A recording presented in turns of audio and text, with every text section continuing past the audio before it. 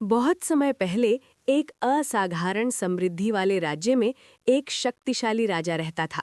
उसका महल सोने से चमकता था।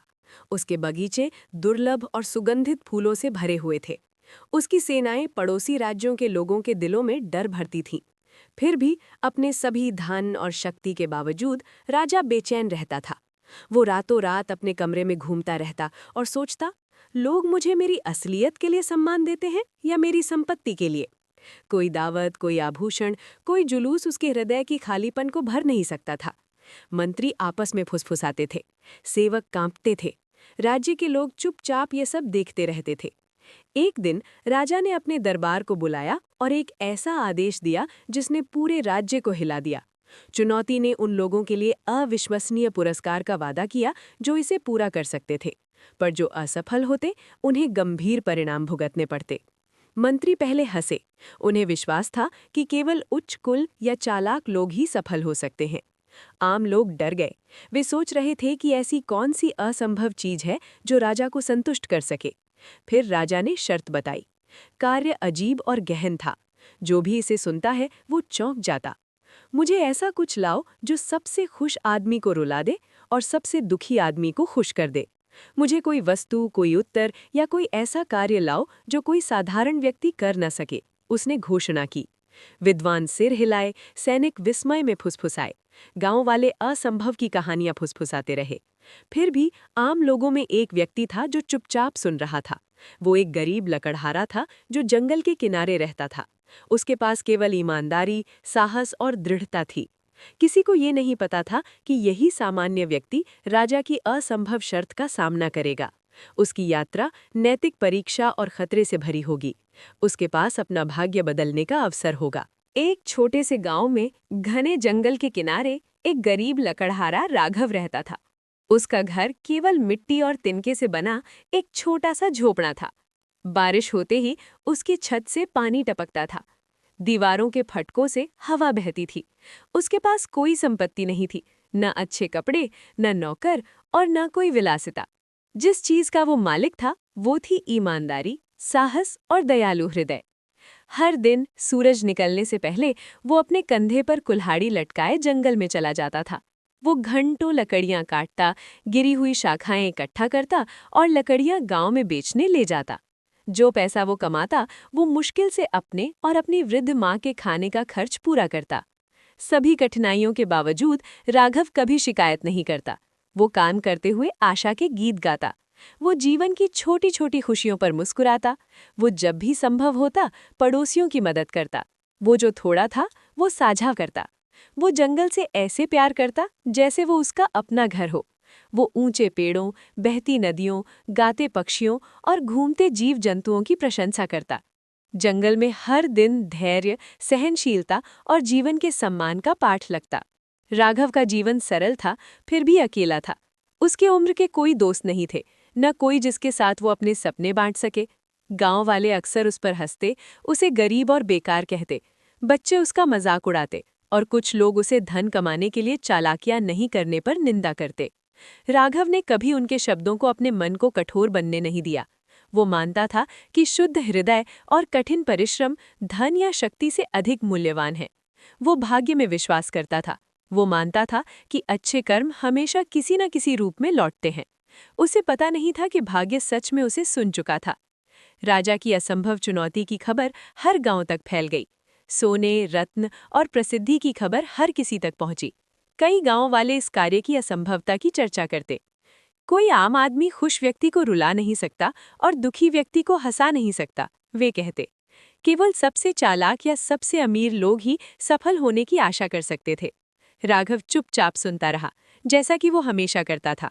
उसके भीतर जिज्ञासा और साहस की एक चिंगारी जलने लगी। राजा की चुनौती के बारे में सुनने के पहले ही रात राघव सो नहीं पाया। वो अपने झोपड़े के बाहर चांदनी में बैठा पत्तियों में बहती हवा सुन रहा था। राजा के शब्द उसके मन में गूंज रहे थे। मुझे कुछ लाओ जो सबसे खुश व्यक्ति को रुला दे और सबसे दुखी व्यक्ति को खुश कर दे। राघव ने अपनी आंखें बंद की और खुद से पूछा, क्या मेरे जैसे गरीब व्यक्ति से ये संभव है? क्या मैं राजा के लिए कुछ ऐसा ला सकता हूँ जो कोई और नहीं ला सकता? उसने अपने जीवन, अपने छोटे झोपड़े, जंगल और जिन लोगों की उसने मदद की थी उनके बारे में सोचा। उसने उन क्षणों के बारे में सोचा जब उसने गांव वालों के चेहरों पर उदासी देखी थी। उसने उनके दिलों में खुशी को याद किया जो छोटे छोटे अच्छे कामों के बाद आई थी। धीरे धीरे उसे एहसास हुआ कि उत्तर सोने या रत्न में नहीं है, उत्तर दिल में है, सहानुभूति और साहस से किए गए कर्मों में है। फिर भी डर उसके मन में फुसफुसाया। अगर मैं असफल हो गया तो? अगर राजा मुझे दंडित करे तो? उसके हाथ कांप रहे थे जब उसने अपने झोपड़े की लकड़ी की रेलिंग पकड़ी। संदेह की आग उसके भीतर जल रही थी। इसके साथ ही दृढ़ संकल्प की एक मजबूत आग जल रही थी। अगली सुबह राघव अपनी दिनचर्या में जुट गया, लकड़ियां काटते और शाखाएं इकट्ठा करते। लेकिन उसका मन कहीं और था। वो लोगों की मदद करने के तरीके सोच रहा था। वो ऐसे कर्म सोच रहा था जो दुखी लोगों को खुशी के आंसू दे सकते। वो ऐसे कर्म सोच रहा था जो संतुष्ट लोगों को आत्म प्रतिबिंब के आंसू दे सकते। उसने उस वृद्ध महिला को याद किया जिसने अपने बेटे को बीमारी से खो दिया था। उसने उस किसान को याद किया जिसकी फसलें नष्ट हो गई थीं। उसने उन अनाथ बच्चों के बारे में सोचा जो नदी के किनारे बिना खाने के खेल रहे थे। उसके मन में एक योजना बननी शुरू हुई, हालांकि अस्पष्ट और बिना परीक्षण के। उसने निर्णय लिया कि वो प्रयास करेगा, धन या मान्यता के लिए नहीं, बल्कि क्योंकि ये सही था। वो राजा की असंभव शर्त का सामना ईमानदारी, बहादुरी और सहानुभूति के साथ करेगा। फिर भी नैतिक संघर्ष आसान नहीं था। राघव पूरे दिन संदेह के साथ जूझता रहा। क्या मैं इस कार्य के योग्य हूँ? उसने खुद से पूछा। एक साधारण लकड़हारा राजा की असंभव मांग को कैसे पूरा कर सकता है? उसने राजा के महल का भार महसूस किया। सुनहरी फर्श और चमकते झंडे उसे भारी लग रहे थे। दरबार विद्वानों और अमीर व्यापारियों से भरा हुआ था। क्या वे उस पर हंसेंगे? क्या वे उसे अपमानित करेंगे क्योंकि उसने प्रयास करने की हिम्मत दिखाई? ये विचार भारी थे। फिर भी उसने उस अंदरूनी आवाज को अनसुना नहीं किया जो उसे कार्य करने के लिए प्रेरित कर रही थी। उसने अपनी माँ की सिखाई गई बातें याद की। डर में साहस, जब दुनिया अन्यायपूर्ण हो तब ईमानदारी, कमजोरों के लिए सहानुभूति। उसने महसूस किया कि असफल होना सबसे बुरा परिणाम नहीं है। सबसे बुरा परिणाम यह है कि प्रयास ही न किया जाए। सूरज ढलने पर राघव ने निर्णय लिया। वो राजा के पास जाएगा और असंभव चुनौती का सामना करेगा। वो जानता था कि यात्रा खतरनाक होगी। राजसी महल तक का रास्ता लंबा और बाधाओं से भरा हुआ था। जंगल, नदियाँ और जंगली जानवर उसके और राज्य के द्वार के बीच थे। वो नैतिक परीक्षाओं के माध्यम से मार्गदर्शन करेगा जो उसकी ईमानदारी को चुनौती देंगे।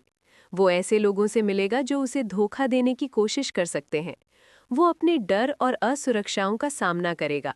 फिर भी उसने आशा और दृढ़ संकल्प के साथ चुनौती को स्वीकार किया। उसने रोटी, पानी और कंबल के साथ एक छोटा सा बैग पैक किया। उसने अपनी माँ को अलविदा कहा। उसने वादा किया कि वो केवल समाधान लेकर नहीं लौटेगा, बल्कि प्रयास करने के गर्व के साथ लौटेगा। जब उसने राज्य की ओर कदम रखा तो जंगल उसे देख रहा प्रतीत हुआ। पक्षियों ने अपने गीतों को रोक दिया, हवा ने प्रोत्साहन में फुसफुसाया। हर कदम डर और साहस, संदेह और दृढ़ संकल्प का मिश्रण था। राघव ने महसूस किया कि ये यात्रा स्वयं एक पाठ है। हर बाधा जिसे वो पार करता, उसे महल की परीक्षा के लिए तैयार करेगी। उसने गांव वालों का सामना किया जिन्होंने उसका मजाक उड़ाया। अजनबी उसे धोखा देने की कोशिश करने लगे। फिर भी वो अडिग रहा। वो अपनी नैतिक दिशा और साधारण जीवन के पाठों से मार्गदर्शित था। हर कदम के साथ उसका आत्मविश्वास बढ़ा। उसने समझा कि उसकी शक्ति धन या शक्ति में नहीं है। उसकी शक्ति ईमानदारी, दयालुता और साहस में है। जब वो राज्य की सीमा तक पहुंचा तो वो थका हुआ लेकिन दृढ़ था। महल की मीनारें दूर में चमक रही थीं। द्वार पत्थर में लिखी चुनौती की तरह खड़े थे। राजा की असंभव शर्त जीवन से बड़ी प्रतीत हो रही थी। राघव का संकल्प अडिग था। उसने तय किया कि आगे जो भी होगा वो सत्य और साहस के साथ परीक्षा का सामना करेगा। गरीब लकड़हारा आत्मा में बदल चुका था। वो भाग्य का सामना करने के लिए तैयार था। उसकी यात्रा शुरू हो चुकी थी। राजा की असंभव शर्त और उस साधारण व्यक्ति की कथा जो इसे पूरा करने की हिम्मत करता है चल पड़ी थी। उसके साहसिक कार्य का पहला अध्याय पूरा हुआ। आगे आने वाली परीक्षाएं, रहस्य और नैतिक विकल्प उसके हर अंग को परखेंगे। वे शुद्ध हृदय की वास्तविक शक्ति को प्रकट करेंगे। राघव सूर्योदय से पहले अपने गांव से निकल पड़ा। जंगल का रास्ता उसके सामने एक अनजाने भाग्य की तरह फैला हुआ था। धुंध जमीन से चिपकी हुई थी, मानो आगे क्या है उसे छिपाना चाहती हो। घर से दूर जाता हर कदम भारी भी था और उद्देश्य से भरा भी। उसने अपनी कुल्हाड़ी को कसकर पकड़ा, हथियार की तरह नहीं बल्कि सहारे की तरह। जंगल ने उसे सन्नाटे से स्वागत किया। ऊंचे पेड़ उसकी दृढ़ता के प्राचीन साक्षी की तरह खड़े थे। पक्षी डालियों से देख रहे थे लेकिन गा नहीं रहे थे। जैसे जैसे वो अंदर गया, रास्ता और अंधेरा होता गया। जड़ों ने जमीन को जकड़ रखा था और उसका संतुलन परख रही थी। कांटों ने उसके पैरों को छुआ और उसकी गति धीमी कर दी। फिर भी राघव पीछे नहीं मुड़ा। उसे राजा की असंभव शर्त याद आई, उसे अपने दिल का डर याद आया। फिर भी वो आगे बढ़ता रहा। दोपहर तक भूख उसे कमज़ोर करने लगी। उसकी रोटी लगभग खत्म हो चुकी थी। पानी की मशक आधी लह गई थी। जब वो एक झरने के पास आराम कर रहा था, उसने हल्की सी चीख सुनी। वो सावधानी से उस आवाज़ की ओर बढ़ा। एक घायल हिरण गिरी हुई डालियों के बीच फंसा पड़ा था। उसका पैर बुरी तरह से घायल था। राघव को देखते ही उसकी आंखों में डर भर गया। राघव जानता था कि उसकी मदद करने में समय और ताकत दोनों लगेंगे। अगर वो राजा की परीक्षा में असफल हुआ तो उसकी पूरी यात्रा व्यर्थ हो जाएगी। एक पल के लिए संदेह लौट आया, फिर करुणा ने आवाज़ दी। उसने सावधानी से हिरण को आज़ाद किया। उसने अपनी कमीज का एक टुकड़ा फाड़कर उसके घाव पर बांधा। हिरण लंगड़ाता हुआ सुरक्षित चला गया। राघव को बढ़ती भूख के बावजूद शांति महसूस हुई। जैसे जैसे रात आई, जंगल ठंडा होता गया। हवा पेड़ों के बीच से सिसकारियां भरने लगी। उसे एक बड़े बरगद के नीचे शरण मिली। वहां उसकी मुलाकात अंधेरे में कांपते एक बूढ़े यात्री से हुई। उसके पास न खाना था न आग। राघव के पास केवल एक रोटी का टुकड़ा बचा था। वो झिझका क्योंकि सुबह तक वो भूखा रह जाएगा। फिर उसे अपनी माँ की सीख याद आई। उसने बिना शिकायत रोटी बांट दी। बूढ़े की आंखों में कृतज्ञता के आंसू आ गए। वो ऐसे मुस्कुराया जैसे उसने खुशी को फिर से पा लिया हो। वो मुस्कान राघव के मन में बस गई। अगला दिन थकावट लेकर आया। उसका शरीर दर्द से भर गया था। उसके पैरों में छाले पड़ चुके थे, लेकिन उसका मन पहले से कहीं अधिक साफ था। उसने एक महत्वपूर्ण बात समझनी शुरू की। उसकी हर भलाई लोगों को बदल रही थी। उदास लोगों को सहारा मिल रहा था। डरे हुए लोगों को आशा मिल रही थी। यहाँ तक कि संतुष्ट लोग भी सोचने पर मजबूर हो रहे थे। उसे एहसास हुआ कि राजा की शर्त वस्तुओं के बारे में नहीं थी, वो इंसानी दिलों के बारे में थी।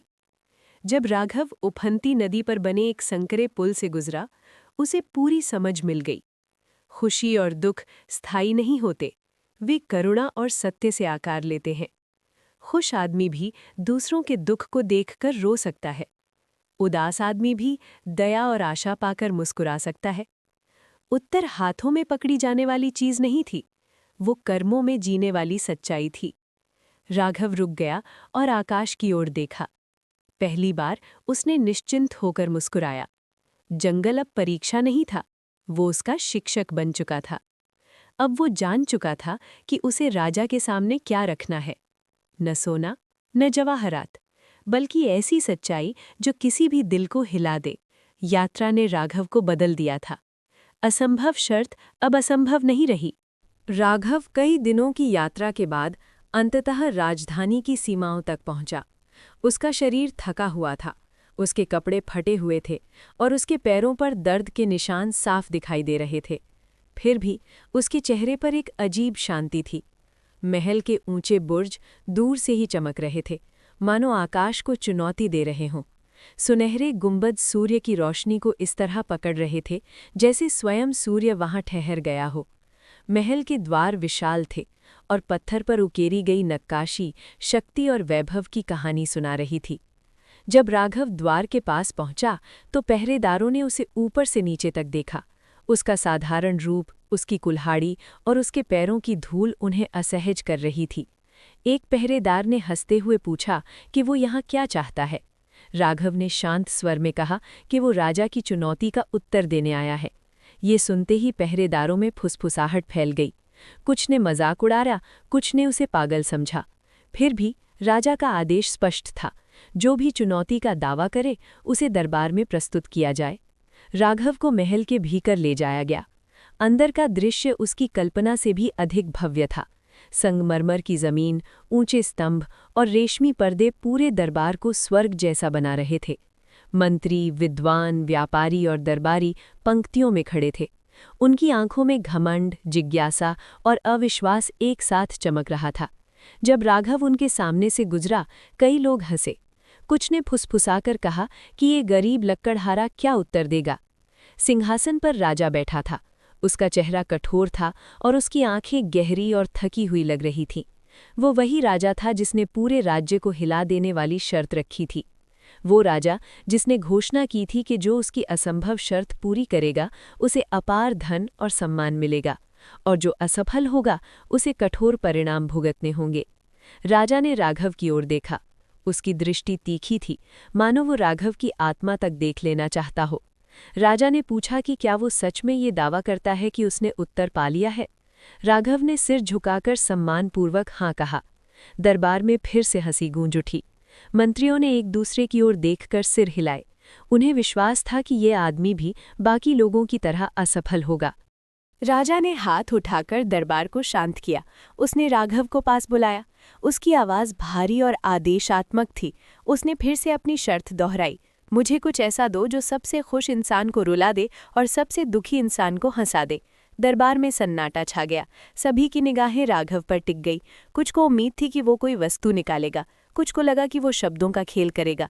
राघव ने अपने हाथ खाली दिखाए। उसके पास न सोना था, न रत्न, न कोई जादुई वस्तु।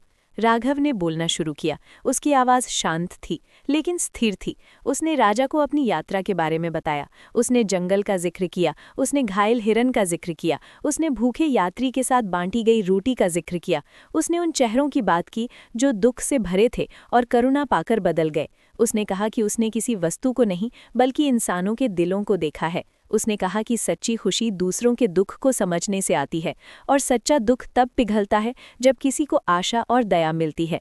फिर राघव ने राजा की आंखों में देखकर कहा कि उत्तर कोई चीज़ नहीं है, उत्तर कर्म है, उत्तर करुणा है, उत्तर सच्चाई है। उसने कहा कि सबसे खुश इंसान भी तब रोता है जब वो दूसरों के दर्द को सच में महसूस करता है, और सबसे दुखी इंसान भी तब मुस्कुराता है जब कोई उसके दुख को बांट लेता है। दरबार में पूरी तरह सन्नाटा छा गया। कोई हंस नहीं रहा था, कोई फुसफुसा नहीं रहा था। राजा के चेहरे का रंग बदलने लगा। उसकी आंखों में एक अनजानी बेचैनी उभर आई। राघव की बातें किसी तलवार की तरह उसके भीतर उतर रही थीं। राजा को अपने अतीत की याद आने लगी। उसे वे चेहरे याद आने लगे जिन्हें उसने सत्ता की दौड़ में अनदेखा किया था। उसे अपनी प्रजा के आंसू याद आने लगे। उसे अपने भीतर की खालीपन का एहसास होने लगा। राजा का हाथ सिंहासन की पकड़ पर कस गया। उसकी सांसें भारी हो गईं। दरबार पहली बार राजा को असहज देख रहा था। राघव ने बोलना जारी रखा। उसने कहा कि वो कोई महान व्यक्ति नहीं है, वो केवल एक लकड़हारा है। लेकिन उसने सीखा है कि दिलों को बदलने की शक्ति धन में नहीं होती, वो साहस और दया में होती है। राजा की आंखों में नमी आ गई। दरबार ये देखकर स्तब्ध रह गया। जिस राजा को कभी किसी ने रोते नहीं देखा था, उसकी आंखें भर आईं। यही वो क्षण था जब राजा की असंभव शर्त टूटने लगी। यही वो क्षण था जब शक्ति के सिंहासन पर बैठा व्यक्ति भीतर से हिल गया। राघव के बोलना समाप्त करने के बाद दरबार में कुछ समय तक पूरी तरह सन्नाटा छाया रहा। राजा अपने सिंहासन पर स्थिर बैठा रहा और उसके मन में उठते विचार उसके सिर पर रखे मुकुट से भी भारी लग रहे थे। उसने दरबार में खड़े मंत्रियों, विद्वानों और दरबारियों की ओर देखा, जो पहले आत्मविश्वास से भरे रहते थे, लेकिन अब कोई भी बोलने का साहस नहीं कर पा रहा था। जो चुनौती राजा ने अपनी शक्ति दिखाने के लिए रखी थी, वही चुनौती अब उसे एक सच्चाई से सामना करा रही थी, जिसे वो लंबे समय से नज़रअंदाज करता आया था। धीरे धीरे राजा अपने सिंहासन से उठा। जब उसने बोलना शुरू किया तो उसकी आवाज़ पहले से कहीं अधिक शांत थी, लेकिन उसका प्रभाव कहीं अधिक गहरा था। उसने स्वीकार किया कि बहुत से लोग उससे पहले सोना, चतुर शब्द और चालाकी लेकर आए थे, लेकिन कोई भी उसके हृदय को नहीं छू पाया। उसने ये भी स्वीकार किया कि राघव के शब्दों ने वो कर दिखाया जो कोई वस्तु या तर्क नहीं कर सका। राघव की बातों ने उसे अपनी खुशी और अपनी प्रजा के दुख के बारे में सोचने पर मजबूर कर दिया। राजा ने ये मान लिया कि असंभव शर्त पूरी हो चुकी थी। उसने स्वीकार किया कि जब सच्चाई सामने आती है तो सबसे खुश व्यक्ति भी रो सकता है, और जब करुणा मिलती है तो सबसे दुखी व्यक्ति भी मुस्कुरा सकता है। दरबार ये सुनकर स्तब्ध रह गया कि राजा ने खुले रूप से ये घोषणा की कि एक साधारण लकड़हारे ने वो कर दिखाया जो शक्तिशाली और धनी लोग नहीं कर सके। राजा ने राघव की ओर मुड़कर अपना निर्णय सुनाया। उसने घोषणा की कि राघव को वही पुरस्कार मिलेगा जो उसने शर्त पूरी करने वाले के लिए तय किया था। सोना, जमीन और सम्मान उसके सामने रखे गए, लेकिन इससे पहले कि राजा अपनी बात पूरी करता, राघव ने आदरपूर्वक सिर झुकाया और बोलने की अनुमति मांगी। राघव ने राजा को धन्यवाद दिया, लेकिन कहा कि वो धन के लिए यहाँ नहीं आया था। उसने बताया कि वो ऐश आराम में रहकर उन मूल्यों को भूलना नहीं चाहता जिन्होंने उसे यहाँ तक पहुँचाया। उसने केवल इतना मांगा कि उसकी माँ की देखभाल हो सके और उसे ईमानदारी और सम्मान के साथ जीवन जीने की स्वतंत्रता मिले। उसने राजा से ये भी अनुरोध किया कि वो शासन करते समय साधारण लोगों के दुख को याद रखे। राघव की बातों ने राजा को गहराई से प्रभावित किया। राजा ने बिना किसी हिचक के उसकी बात मान ली। उसने आदेश दिया कि राघव की माँ की देखभाल की जाए, उसके गांव की रक्षा की जाए और गरीबों पर लगाए गए अन्यायपूर्ण कर हटाए जाएं। उसने ये भी घोषणा की कि राघव को किसी कुलीन पद से नहीं बल्कि ईमानदारी के प्रतीक के रूप में सम्मान दिया जाएगा।